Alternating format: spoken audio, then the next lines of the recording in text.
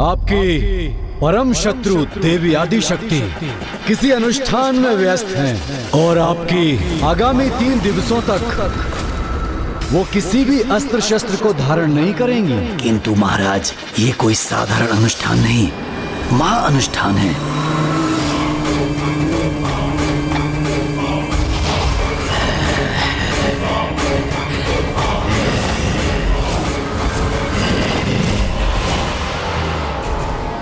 हाँ असुर सम्राट, विंध्याचल पर्वत पर स्थित होकर वो कोई बहुत बड़ा असाधारण अनुष्ठान कर रही हैं, जिसके मंत्र जाप की शक्ति से मेरे पंख भस्म होने लगे।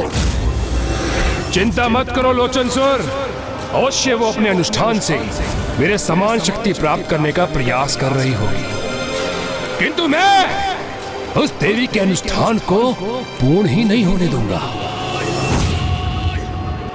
गणासुर!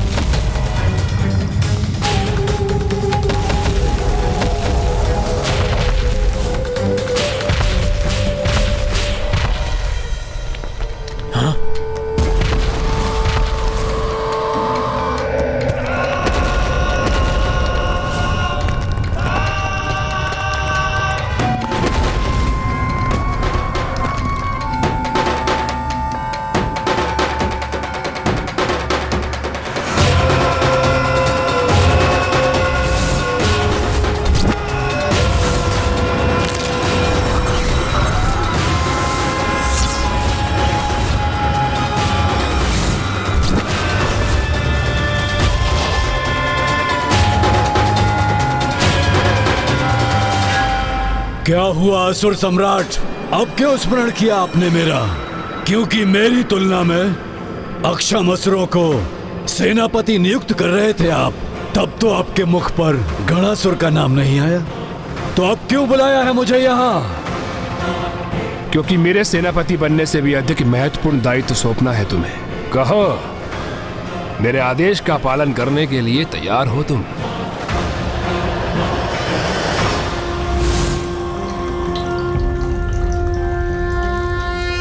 ओम नमस्ते देवेशाय सुरासुर नमस्कृताय भूत भव्य महादेवाय हरित पिंगल लोचनाय बलाय बुद्धिरूपिणे वैयाघ्रव संचदायारणयाय ओम नमो नमः।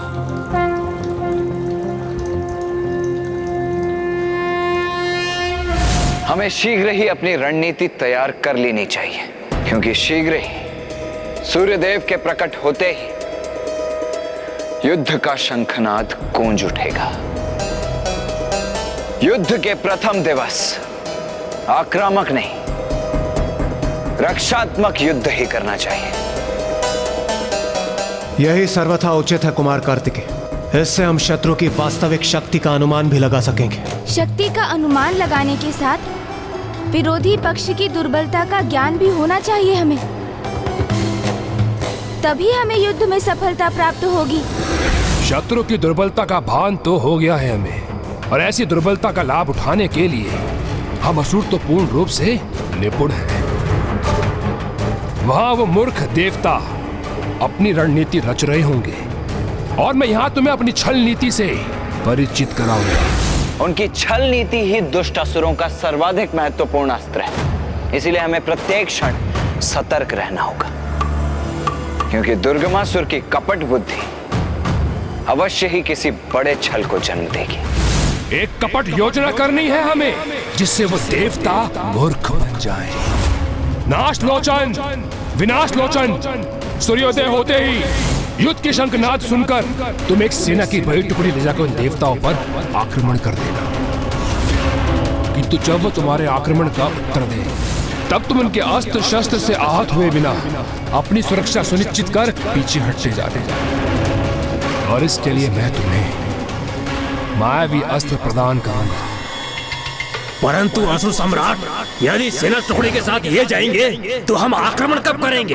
तब जब देवता इनकी सेना का पीछा करते करते विंध्याचल पर्वत से बहुत दूर चले जाएंगे, तब नाश लोचन विनाश लोचन तुम अपनी विनाशकारी ऊर्जा को आकाश में प्रभावित कर संकेत देना, और संकेत प्राप्त करते ही तुम चारों विभक्तासुर, विच्छल बुद्धि, दुमुखासुर और अभेदी उन देवताओं को चारों ओर से घेर लेना। और मैं असुर सम्राट, मुझे क्या इन सब का मुक्त रखने के लिए आपने बुलाया है यहाँ? असुर होना तो धीरज कैसे धारण करोगे, किंतु स्मरण रखो जो तुम्हें कार्य करना है उसका मार्ग ये चारों तैयार करेंगे। तो सुनो, जब नाश लोचन विनाश लोचन देवताओं को दूर ले जाने में सफल होंगे और ये चारों अपनी सेना के साथ उन्हें घेर कर एक स्थान पर बांध देंगे, तब तुम गुप्त रूप से अकेली पड़ी उस देवी के स्थान पर पहुंचकर उसका अनुष्ठान रोककर बलपूर्वक खींच के लाना मेरे समक्ष, जिससे स्वयं मैं अपने हाथों से उस देवी का वध कर सकूं। अवश्य असुर सम्राट, मैं समझ गया। मैं गणासुर अवश्य बंदी बनाऊंगा उस देवी आदिशक्ति को और प्रस्तुत करूंगा आपके समक्ष।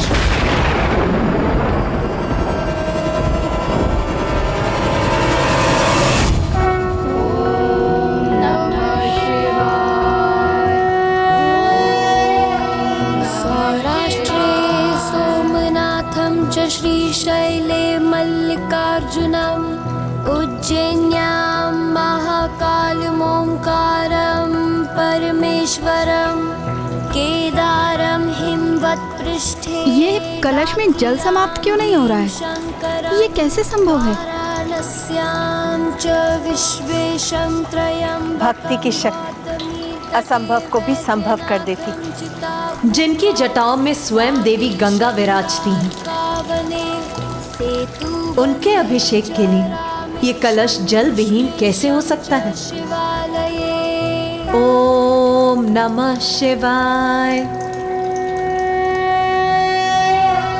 सौराष्ट्रे सोमनाथं च श्रीशैले मल्लिकार्जुनम् उज्जैन्यां महाकालमोङ्कारं परमेश्वरं केदारं हिमवत्पृष्ठे डाकियां भीमशंकरं।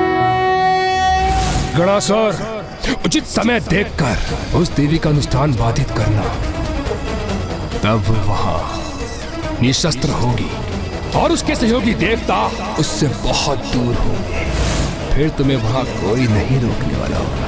अगले 3 दिवसों के युद्ध में हमारा एकमात्र ध्येय होना चाहिए उन असुरों को मां से दूर रखना।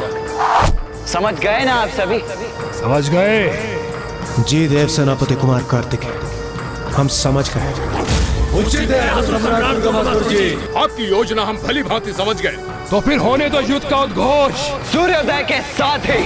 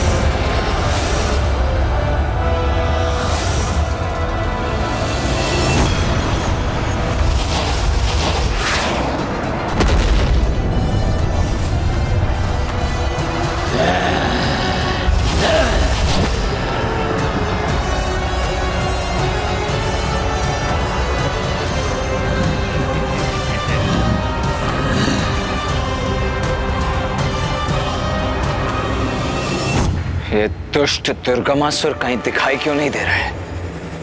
कहाँ है वो?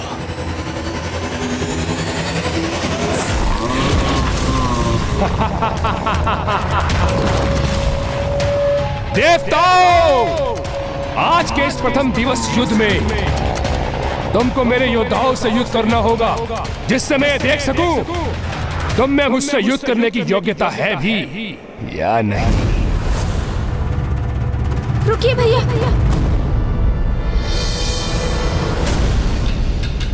भैया, हमें रक्षात्मक युद्ध करने की अपनी योजना पर ही स्थित रहना होगा, जिससे हम इसकी कपट योजना याद कर सकें। शत्रु हमें दोनों ओर से घेरने को आतुर है। हमें भी अपनी सेना को 2 भागों में विभक्त कर लेना चाहिए। भैया, आप उस ओर बढ़िए, मैं इस ओर बढ़ता हूँ।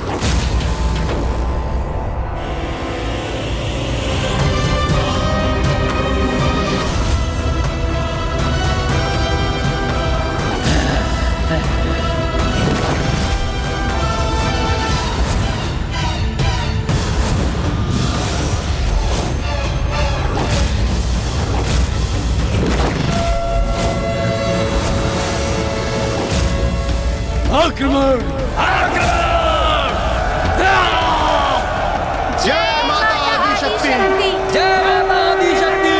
जय माता आदिशक्ति! जय माता आदिशक्ति!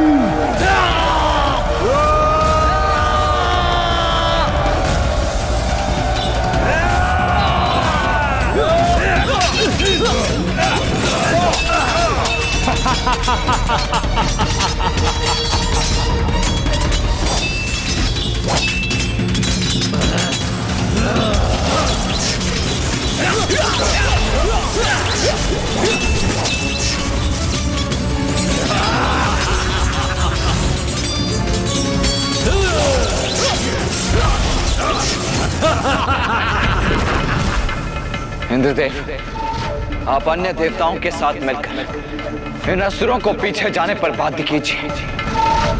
मैं और गणेश इन ऊर्जा से वार करने वाले असुरों का उपाय करते हैं।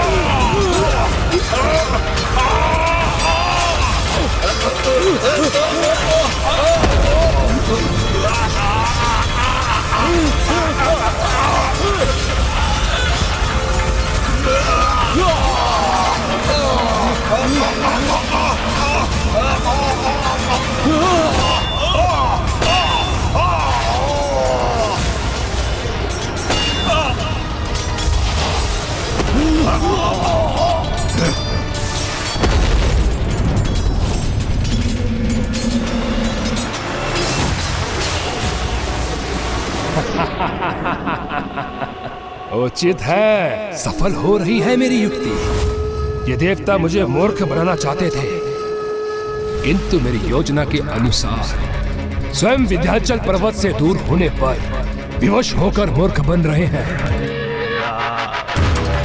गणासुर!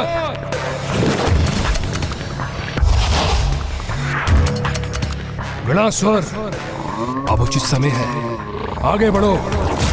उस देवी आदिशक्ति के पूजा स्थल पर पहुंचकर उसके अनुष्ठान को बाधित कर मेरे समक्ष प्रस्तुत करो। अंततः गणासुर भी कुछ ऐसा करेगा जिसमें उसे अत्यंत आनंद आएगा। देवी आदिशक्ति, तैयार हो जाओ गणासुर के आगमन के लिए।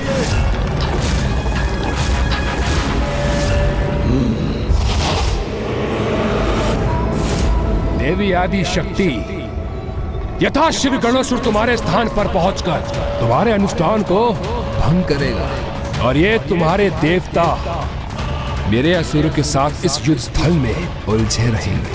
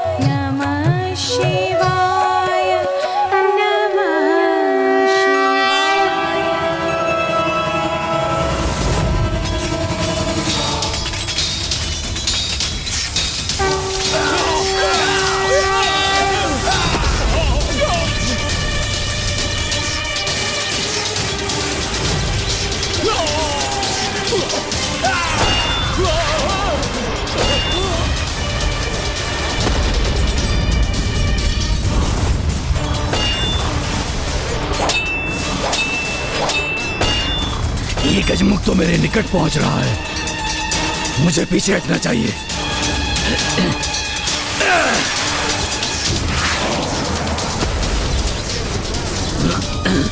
दुष्ट असुर, अब मैं तुम्हारी इस ऊर्जा से और विनाश नहीं करने दूंगा।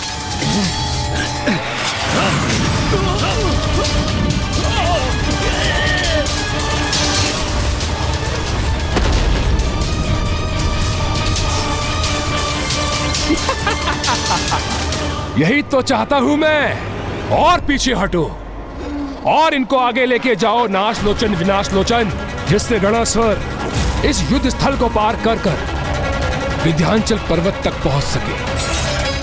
अब यही उचित समय है, मुझे यहाँ से निकल जाना चाहिए।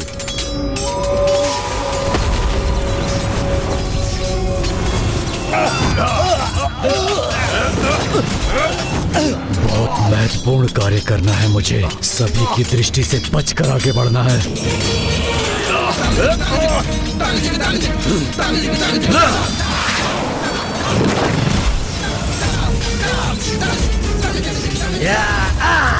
इस दुष्ट ने तो और प्रबल ऊर्जा का संचार कर दिया, किंतु उसे भी थाम दूंगा मैं।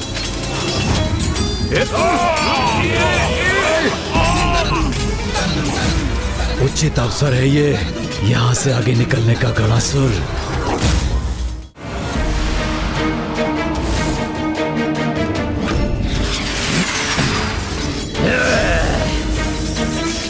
सभी देवताओं को छकाकर मैं उनकी दृष्टि से दूर यहाँ तक तो पहुँच गया। अब किसी प्रकार इस गजमुख बालक को भी छकाकर निकल जाऊं तो फिर कोई नहीं रोक पाएगा मुझे। ये कैसा आभास हो रहा है मुझे, जैसे कोई है और मैं उसे देख नहीं पा रहा हूँ। ये भ्रम था मेरा, अन्यथा जैसे किसी आसुरी शक्ति की उपस्थिति का आभास हुआ मुझे इन्हें भ्रमित करना ही होगा ताकि ये गणासुर को देख न सके, अन्यथा वो अपनी योजना में असफल हो जाएगा।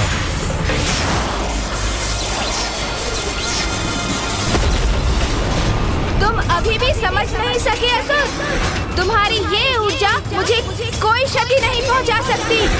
अभी तो इससे तुम्हें ही आहत करूंगा मैं।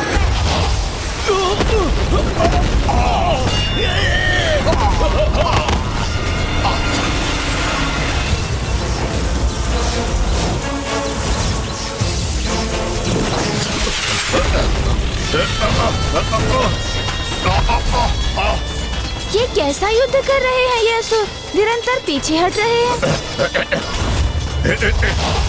तो क्या ये मात्र हमें उलझाकर रखने की क्रीड़ा ही कर रहे हैं? क्या ये उस दुष्ट दुर्गमासुर की कपट योजना का भाग है?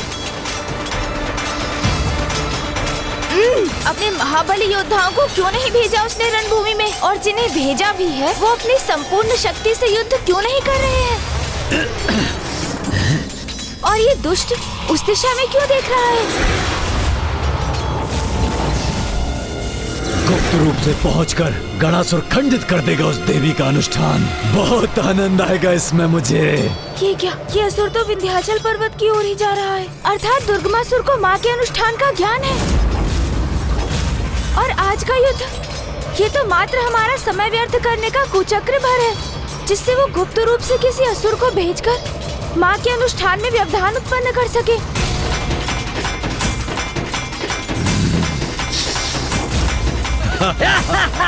मात्र 2 महाबली असुर क्यों हैं यहाँ? अन्य सभी कहाँ हैं? और दुर्गमासुर स्वयं युद्ध क्यों नहीं कर रहा है? क्या छल है इसके पीछे?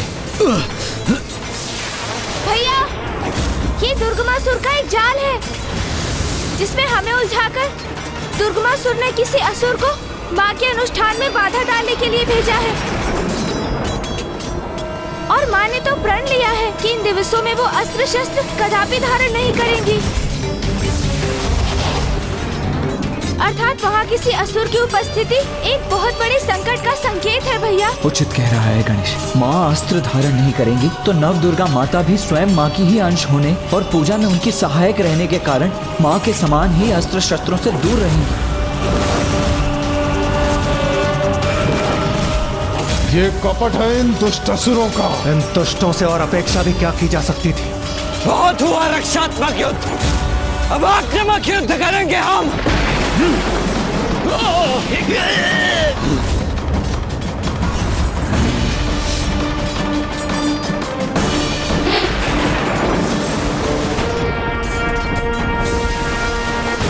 अब संकेत करने का उचित समय है। हाँ, विंध्याचल पर्वत से तो बहुत दूर आ गए हैं ये देवता।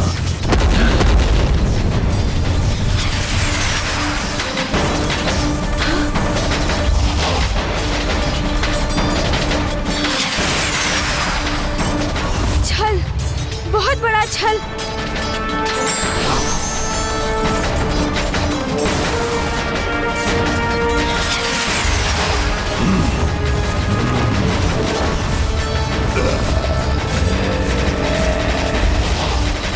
ये नाश लोचन और विनाश लोचन का संकेत है, अर्थात अब हमारे आक्रमण का समय है।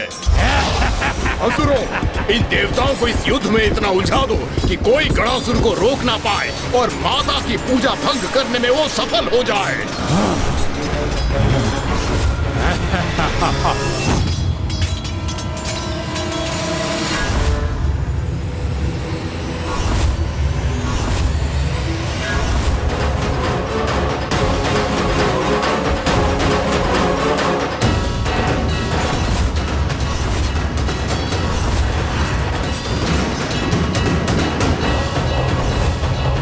असुर अपनी योजना में सफल ना हो जाए, क्योंकि उनकी योजना ही माँ की पूजा भंग करने की है, और यदि ऐसा हुआ तो दुर्गमासुर का वध असंभव हो जाएगा।